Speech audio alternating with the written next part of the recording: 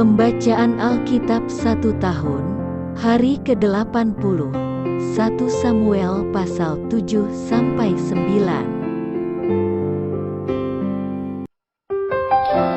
1 Samuel pasal 7 ayat 1. Lalu orang-orang Kiryat Yearim datang.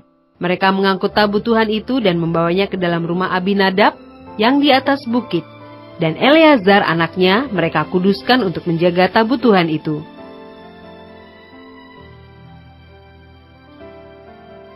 Ayat 2-14. Orang Filistin terpukul kalah dekat Mispa.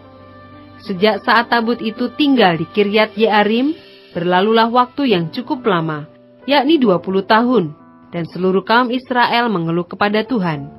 Lalu berkatalah Samuel kepada seluruh kaum Israel demikian, "Jika kamu berbalik kepada Tuhan dengan segenap hati, maka jauhkanlah para allah asing dan para Asyitoret dari tengah-tengahmu, dan tujukan hatimu kepada Tuhan, dan beribadahlah hanya kepadanya. Maka ia akan melepaskan kamu dari tangan orang Filistin." Kemudian orang-orang Israel menjauhkan para Baal dan para Asyitoret, dan beribadah hanya kepada Tuhan. Lalu berkatalah Samuel, "Kumpulkanlah segenap orang Israel ke Mispa. Maka aku akan berdoa untuk kamu kepada Tuhan." Setelah berkumpul di Mispa, mereka menimba air dan mencurahkannya di hadapan Tuhan. Mereka juga berpuasa pada hari itu dan berkata di sana, "Kami telah berdosa kepada Tuhan." Dan Samuel menghakimi orang Israel di Mispa. Ketika didengar orang Filistin bahwa orang Israel telah berkumpul di Mispa, majulah raja-raja kota orang Filistin mendatangi orang Israel. Serta didengar orang Israel demikian, maka ketakutanlah mereka terhadap orang Filistin. Lalu kata orang Israel kepada Samuel, "Janganlah berhenti berseru bagi kami kepada Tuhan Allah kita, supaya ia menyelamatkan kami dari tangan orang Filistin itu." Sesudah itu Samuel mengambil seekor anak domba yang menyusu, lalu mempersembahkan seluruhnya kepada Tuhan sebagai korban bakaran.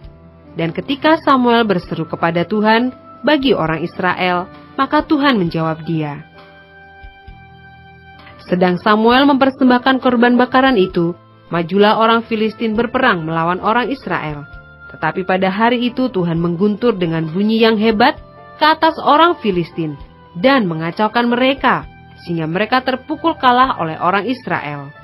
Keluarlah orang-orang Israel dari Mispa, mengejar orang Filistin itu dan memukul mereka kalah sampai hilir Betkar. Kemudian Samuel mengambil sebuah batu dan mendirikannya antara Mispa dan Yesana. Ia menamainya Ebenezer. Katanya, "Sampai di sini Tuhan menolong kita." Demikianlah orang Filistin itu ditundukkan dan tidak lagi memasuki daerah Israel. Tangan Tuhan melawan orang Filistin seumur hidup Samuel. Dan kota-kota yang diambil orang Filistin daripada Israel kembali pula kepada Israel, mulai dari Ekron sampai Gad, dan orang Israel merebut daerah sekitarnya dari tangan orang Filistin. Antara orang Israel dan orang Amori ada damai.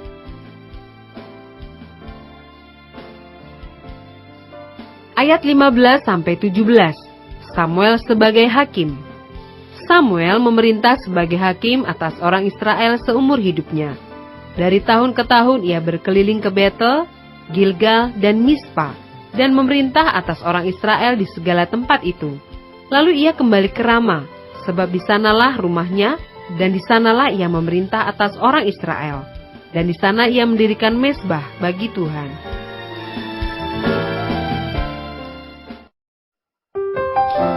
Satu Samuel pasal 8 ayat 1-22.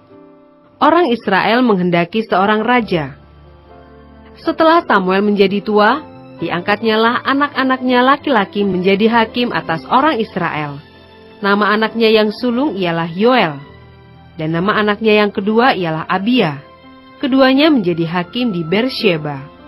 Tetapi anak-anaknya itu tidak hidup seperti ayahnya. Mereka mengejar laba, menerima suap dan memutarbalikkan keadilan. Sebab itu berkumpullah semua tua-tua Israel. Mereka datang kepada Samuel di Rama dan berkata kepadanya, "Engkau sudah tua, dan anak-anakmu tidak hidup seperti engkau. Maka angkatlah sekarang seorang raja atas kami untuk memerintah kami, seperti pada segala bangsa-bangsa lain." Waktu mereka berkata, "Berikanlah kepada kami seorang raja," untuk memerintah kami?" Perkataan itu mengesalkan Samuel. Maka berdoalah Samuel kepada Tuhan. Tuhan berfirman kepada Samuel, "Dengarkanlah perkataan bangsa itu dalam segala hal yang dikatakan mereka kepadamu, sebab bukan engkau yang mereka tolak, tetapi akulah yang mereka tolak, supaya jangan aku menjadi raja atas mereka. Tepat seperti yang dilakukan mereka kepadaku sejak hari aku menuntun mereka keluar dari Mesir sampai hari ini, yakni meninggalkan daku dan beribadah kepada Allah lain, demikianlah juga dilakukan mereka kepadamu. Oleh sebab itu dengarkanlah permintaan mereka, hanya peringatkanlah mereka dengan sungguh-sungguh, dan beritahukanlah kepada mereka apa yang menjadi hak raja yang akan memerintah mereka." Dan Samuel menyampaikan segala firman Tuhan kepada bangsa itu, yang meminta seorang raja kepadanya. Katanya, "Inilah yang menjadi hak raja yang akan memerintah kamu itu. Anak-anakmu laki-laki akan diambilnya dan dipekerjakannya pada keretanya dan pada kudanya, dan mereka akan berlari di depan keretanya. Ia akan menjadikan mereka kepala pasukan 1.000 dan kepala pasukan 50. Mereka akan membajak ladangnya dan mengerjakan penuaian baginya. Senjata-senjatanya dan perkakas keretanya akan dibuat mereka. Anak-anakmu perempuan akan diambilnya sebagai juru campur rempah-rempah, juru masak dan juru makanan. Selanjutnya dari ladangmu, kebun anggurmu dan kebun zaitunmu akan diambilnya yang paling baik dan akan diberikannya kepada pegawai-pegawainya. Dari gandummu dan hasil kebun anggurmu akan diambilnya 1/10 dan akan diberikannya kepada pegawai-pegawai istananya dan kepada pegawai-pegawainya yang lain. Budak-budakmu laki-laki dan budak-budakmu perempuan, ternakmu yang terbaik dan keledai-keledaimu akan diambilnya dan dipakainya untuk pekerjaannya. Dari kambing dombamu akan diambilnya 1/10 dan kamu sendiri akan menjadi budaknya. Pada waktu itu kamu akan berteriak karena rajamu yang kamu pilih itu, tetapi Tuhan tidak akan menjawab kamu pada waktu itu." Tetapi bangsa itu menolak mendengarkan perkataan Samuel, dan mereka berkata, "Tidak, harus ada raja atas kami. Maka kami pun akan sama seperti segala bangsa-bangsa lain. Raja kami akan menghakimi kami dan memimpin kami dalam perang." Samuel mendengar segala perkataan bangsa itu dan menyampaikannya kepada Tuhan. Tuhan berfirman kepada Samuel, "Dengarkanlah permintaan mereka dan angkatlah seorang raja bagi mereka." Kemudian berkatalah Samuel kepada orang-orang Israel itu, "Pergilah masing-masing ke kotanya."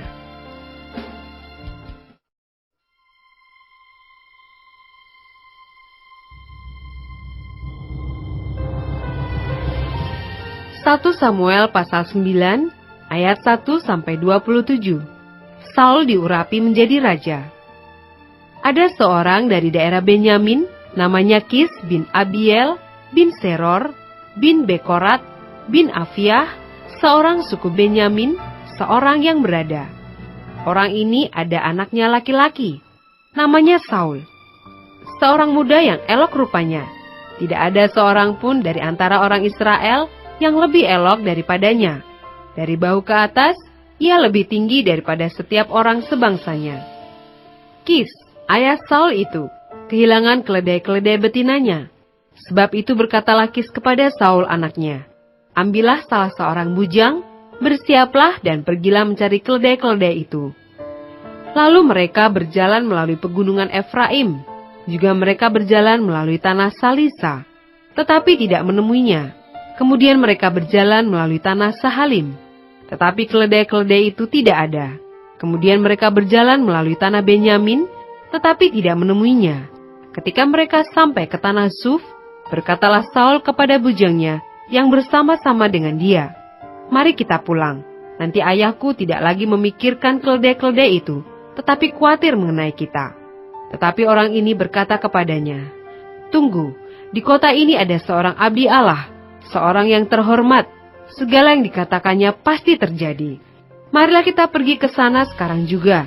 Mungkin ia dapat memberitahukan kepada kita tentang perjalanan yang kita tempuh ini." Jawab Saul kepada bujangnya itu, "Tetapi kalau kita pergi, apakah yang kita bawa kepada orang itu? Sebab roti di kantong kita telah habis, dan tidak ada pemberian untuk dibawa kepada abdi Allah itu. Apakah yang ada pada kita?" Jawab bujang itu pula kepada Saul, "Masih ada padaku 1/4 shikal perak. itu dapat aku berikan kepada abdi Allah itu, maka ia akan memberitahukan kepada kita tentang perjalanan kita. Dahulu di antara orang Israel, apabila seseorang pergi menanyakan petunjuk Allah, ia berkata begini, "Mari kita pergi kepada pelihat," sebab nabi yang sekarang ini disebutkan dahulu pelihat.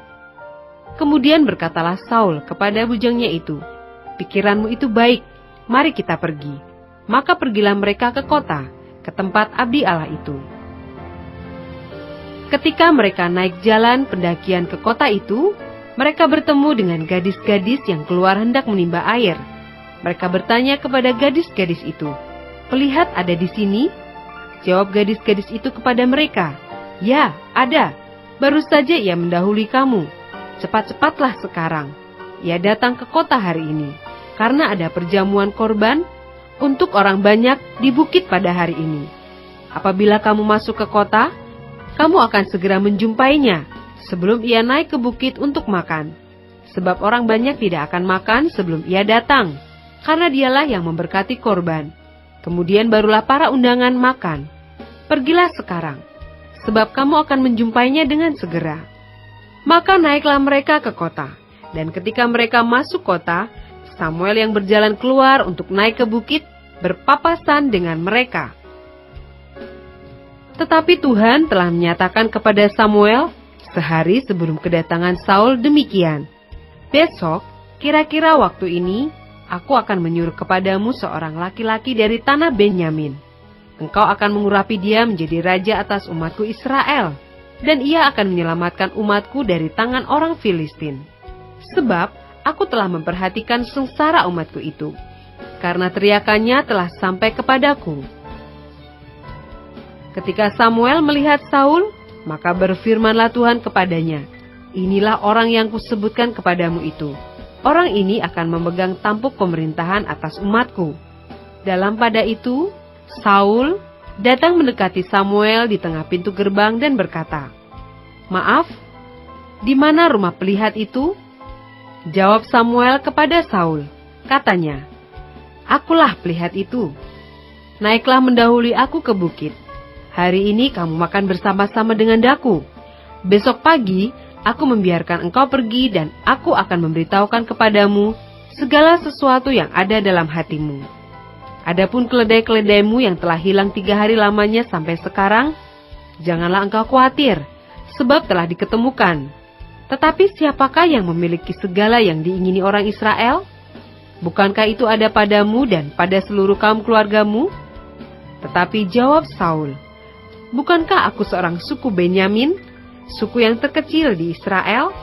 Dan bukankah kaumku yang paling hina dari segala kaum suku Benyamin? Mengapa Bapa berkata demikian kepadaku?"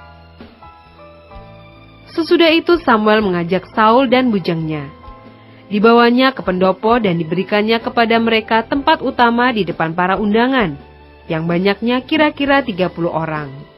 Berkatalah Samuel kepada juru masak, "Berikanlah sekarang bagian yang kuberikan kepadamu tadi, dengan pesan, simpanlah ini dahulu."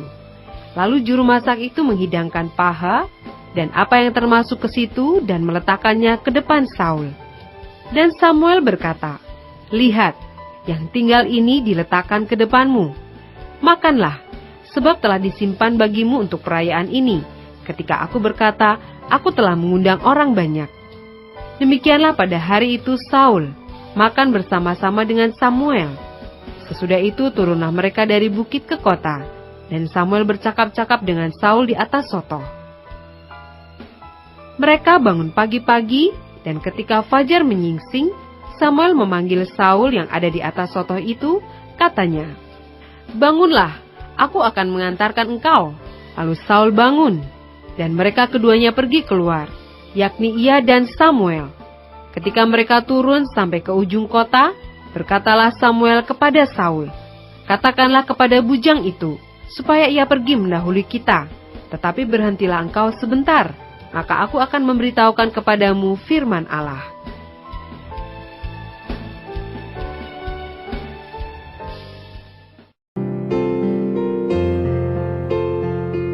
Demikianlah pembacaan Alkitab 1 tahun di hari ke-80, yang berbahagia ialah mereka yang mendengarkan firman Allah dan yang memeliharanya. Tuhan memberkati. Amin.